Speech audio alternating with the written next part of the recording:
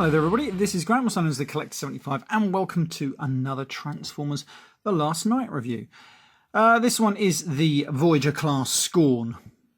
This was a figure that I wasn't actually going to get. I already had a KO oversized, well, Voyager sized version of the original, is it the Age of Extinction SCORN? And I thought, to be honest, that'll do me. The quality was a bit dodgy, but it filled that gap that I wanted of a big Age of Extinction Dino bot, really. So when this one was come out, I looked at it, I thought, well, it doesn't really sort of like tick my box, really. Because I wasn't a fan of the three sort of spine. I liked the original one because it had quite a big, just one single sort of like spine, whatever these bits are called. So I wasn't overly keen on it. So I sort of said no, really. But then I saw it in Smith's, and even though the price up here says $32.99, it was on sale for 20 quid. And I thought, you know what? Yeah, why not? I'll give it a go for 20 quid. And you know what? I'm actually pleased I did. A lot of people have said it's actually a good figure. And if I'm honest, it's not a bad figure. I wouldn't say it's going to be perfect, but it's certainly a lot better than I thought it was. Sorry, funny throat. So anyway, so he's obviously, I think, is it a Spinosaurus or something like that? And it's very good. It's a good, solid figure. It could do with some extra paint apps like it's got on the back of the box, but obviously that's just a 3D rendered picture. It's not actually a toy. And on the picture, these bits are coloured in red to match it up, but obviously now these are grey, so they stick out like a sore thumb. It's a bit annoying, really, when they do that. And obviously they could have done with a few more paint apps on the face here, because obviously everything is just silver. You know, that's not so bad, but it could have done with just, I don't know, the teeth being a slightly different colour, maybe some lines, panel lines being picked out or something. You know, but they're just minor gripes, because they have gone to the trouble of painting these red parts silver, because you can see where it blends back into the red just over there. So, you know, they have done something. The tail is pretty articulated. That's going to become his robot arm. The legs, you get some great articulation. You can do lots of stances, giving him that proper dinosaur look. The first time I ever saw a Spinosaurus, I believe it was in Jurassic Park. I remember, is it 2 or 3? I think it's 3, isn't it? And that's the first time I've even heard of one, to be honest. I don't know if they actually existed or not, but there we go, because I'm not really up on my dinosaurs. I stopped being into dinosaurs when I was a child. I used to like them when I was at school, you know, when I was a little, what, about 7 or 8. But, you know, since then I don't mind them, but they're not my thing. So someone out there will have to correct me if I'm wrong. But still, he is a great looking dinosaur. I really do like it. It would have been nice if they'd given them all the same colour scheme. Like, for example, this artwork packaging here has them in sort of like a metal and sort of like just the odd gold sort of like highlighted thing there. It would have been, and all the pictures do that. But when you get them, this one's red. You've got Strafe that I might pick up if I see them cheap. That's a bit more animation accurate, or not actually film accurate, but obviously it's still a bit dodgy. Obviously he's blue, he's red. You get another, you know, you see what I mean? And it's a little annoying. But saying that, he's great. You can put these little fins, whatever you want to call them, in any position you see fit, wherever you prefer. And he's pretty cool. I like him. The mouth open and closes. He's got a good range of movement on that head. My one slight gripe with it, he's got these little bits covering up his eyes. They're like bone sort of bits or something covering up his eyes. And they do a great job of covering up his eyes. You can't bloody see them.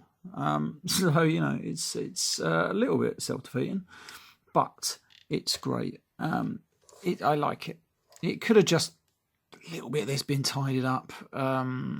Would have really helped it. Right, we're going to transform it into robot mode now. Now, I can't actually remember. I transformed this last night while I was watching the football. Yeah, now I can't actually, I can't remember. I was reusing the instructions and I thought, well, do you know what? I'll do a video on it tomorrow.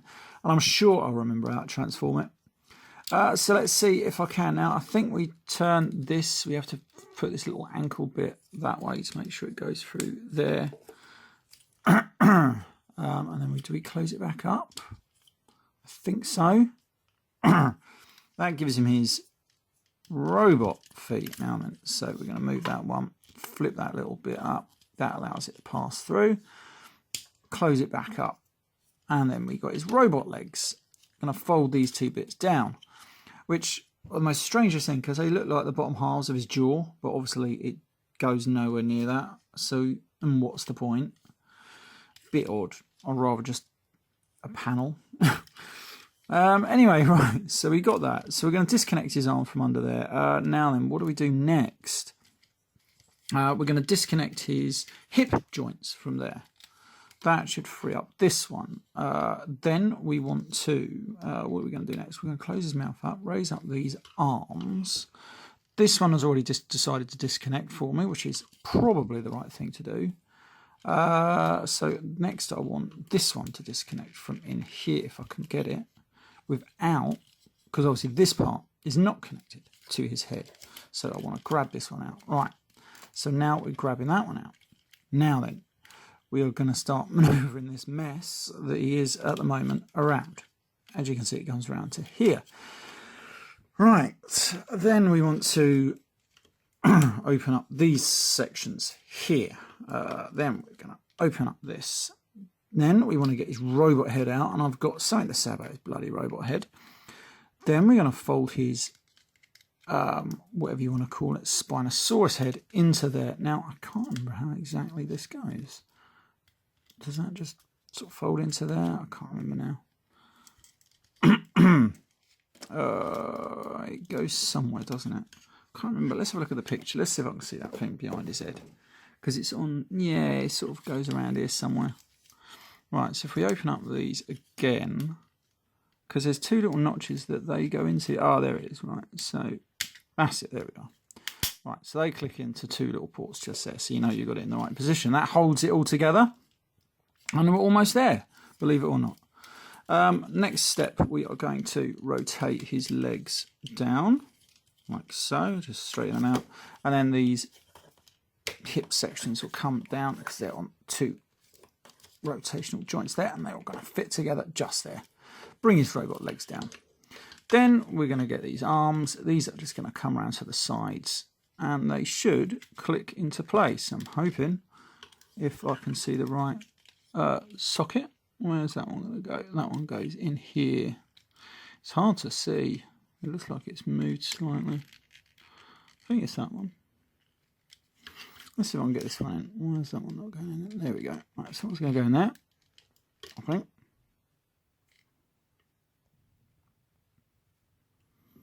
Right, so I found out what it is. If you look in here, we have this that moves, but it's also connected to his arm, and it doesn't always want to move up because the arms are very loose, which, if you want my opinion, is a bit silly.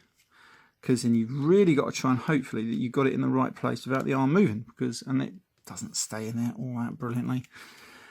But that is your basic robot mode. These two halves of the bottom of his torso do not really want to stay together.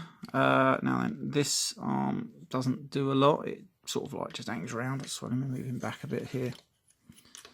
Get him standing up in some sort of decent pose. His head is not in the right position at all. It's moved out and around. They can go up towards here. And here he is. This is your basic figure. And if you want my opinion, he looks pretty good. Let me just move that out of the way. So we've got this arm. And unfortunately, my one gripe with this arm is that it's not bending up at the elbow. It's got one of these strange side movements. You can rotate that around, and you could rotate that around, giving him a proper arm, but then you've got all the hollow bits in there. So for the sake of it, I don't bother. I just leave it like that. It looks kind of cool. Now then, the feet. My ones are slightly loose. They're great, but they do the job. And when you're posing him, they do come with an extra ankle tilt, so you know you can get him some great poses, which is really cool like that, and he just looks mean. This arm has got some great articulation, as is like his whip slash sort of arm, you know, and that's pretty cool. Again, the joints are just slightly loose, so when you're messing with him, you'll end up moving multiple bits and everything. But the head is my one bit that on this figure that I don't like. I mean, I don't know what they did with it. It looks like they've squashed it and flattened it out. I don't know. Why couldn't they just make it like the original sort of deluxe toy one, really, where it looked like a proper knight's head? This one looks like it's been trodden on. I don't know. That is a bit weird for me. These bits do not want to stay together properly. Now, at the back here, now you can position these. You can have them flat like that against this back. You can have them all to the back. You can have that one sticking out, or you can have that one down to the side. In the box, he does come with it down to the side. But, you know, it's, again, down to you, really. I sort of like them like that, really. Giving them a little bit.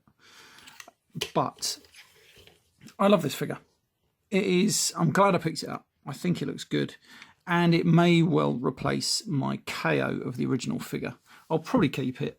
I don't understand these bits here as well. These just move around for no reason.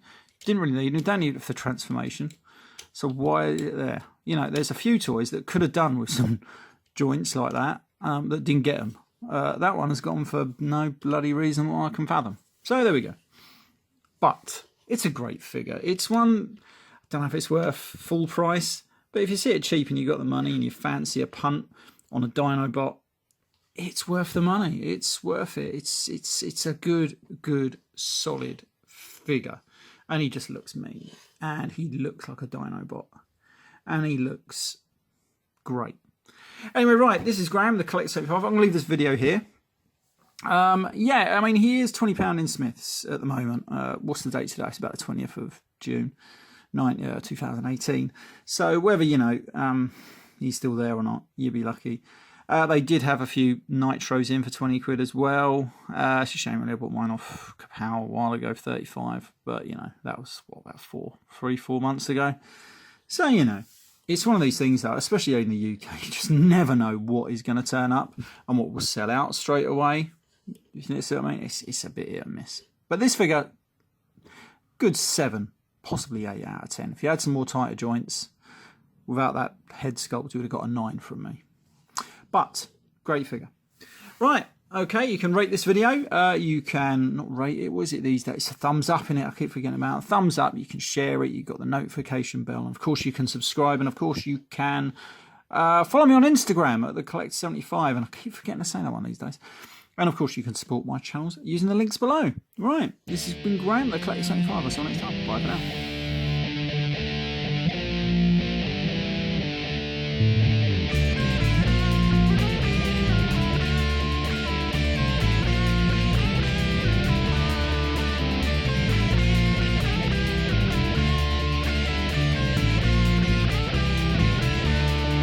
Thank you.